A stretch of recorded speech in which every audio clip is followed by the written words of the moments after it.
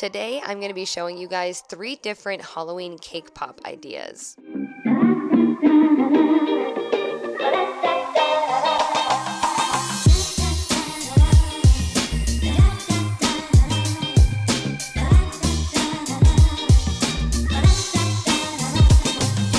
Believe it or not, one of my go-to flavors is this boxed cake by Duncan and Hines. It's the devil's food flavor, and then I just bake it per the instructions on the back. Whenever I do bake a cake for cake pops, I always just line my cake pan with some tin foil so I can just pop it out like this and then have a clean pan and not have to worry about cleaning it up. Go ahead and cut your cake whichever way tickles your fancy, and then grab a bowl because we're going to crumble the cake right into it. Because this cake is so moist, it's super easy just to grab a piece and then essentially sand it against itself to grind it down to something like this.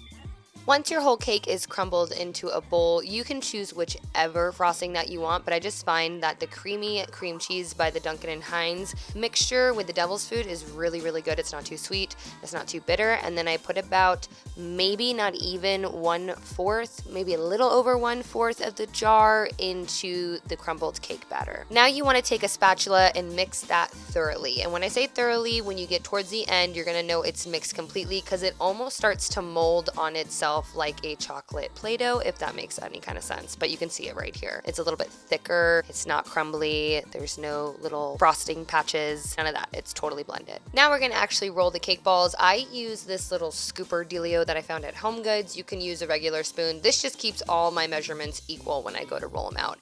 I just take a full scoop, flatten the top, pop it in my hand, roll it into a ball, and then you just place it right onto your tray.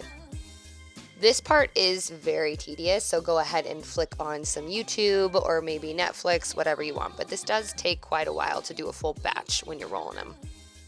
I like to pop mine in the fridge while I'm melting my chocolate that I'm going to use, but you can leave them out if you'd like. I like mine a little bit more firm though.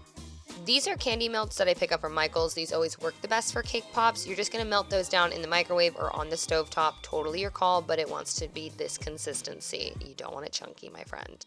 Now I grab my cake balls because I'm going to put some cake sticks into them. You can get these at Home Goods, these little festive ones, or you can get just simple white ones at Michael's. I dip just the tip of the little cake stick into the melted chocolate, and then I press that right in the middle of the cake ball. I do this to all of them, and then I pop them right back into the fridge for them to cool and kind of glue together essentially, so when we dip them, they're not falling off the stick. If you want to do the eyeball ones and make them a little bit more scary, just grab some forks from your dollar store and repeat the same process with just a little bit of chocolate on the end and stabbing it into the ball. If you want to do the pumpkin ones like I am doing, you don't have to do this step, but I like to mold mine kind of into an oval before I put the cake stick through it. Once you've put a stick through them all, you're going to want to pop them in the fridge, let them cool, and then we can start dipping them. For the eyeball, I just dipped it completely into white, and then I tap my wrist to get all the excess chocolate off of it. If you don't do this step and you go to dry it, it kind of just puddles underneath it. So make sure you're trying to tap as much excess off as possible before we decorate it. Before that white eyeball base dries completely and you set it down, grab a candy melt color of your choice. I'm using lime green here, and you're just going to push it right onto it while it's wet so it kind of dries and adheres itself to it to make the color of the eye. Once those are completely dry, I went ahead and melted some black candy melts and then took a toothpick, dipped it in, and just free-handed the pupil right in the center. Melt down some red chocolate because we're going to add some veins to the side of the eyeballs, and you can just do zigzags. You can get super creative. I wasn't very good at this, but they still turned out pretty awesome in my opinion.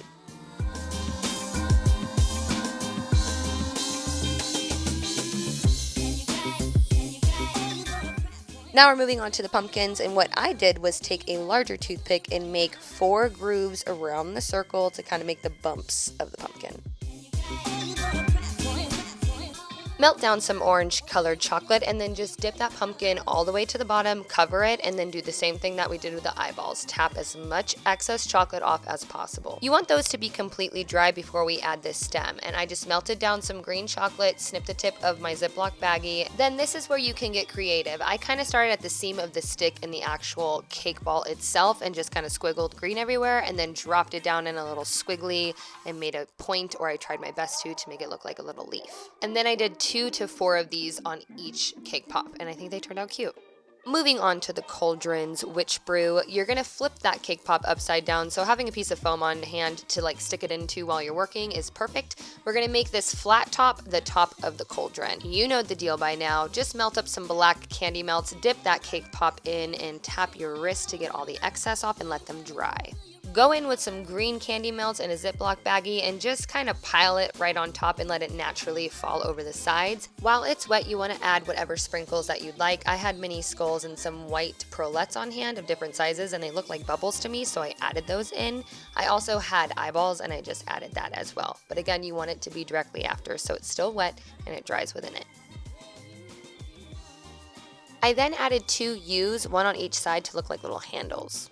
You can leave these as is, or you can melt down some orange and red chocolate and make a little fire pit underneath the cauldrons. Turn the cake pop upside down, and you can start with orange or red, whichever. I started with orange, and then I just started kind of drawing it out from the base of the cake pop to kind of look like flames, but you can get creative with this, of course. While the orange was still wet, I put red into a Ziploc bag, and then I just started piping it right on top of that orange to kind of blend them, which I thought was the perfect touch to these dudes. Those are the 3 that I'm going to teach you guys today. If you want to see more Halloween cake pop ideas, I would love to do another video, but I didn't want to bombard you guys the first time around. I hope that you guys enjoyed this cake pop tutorial. I'm really stoked on sharing this with you guys because I actually used to have a baking business where this is what I did, so hopefully you guys liked it. Do not forget to give this video a thumbs up if you do want to see another cake pop tutorial, and hit that subscribe button, you guys. The family is growing. Thank you so much for the support, all the love, and all the new YouTube humans. I'm so stoked to have you on this journey with me.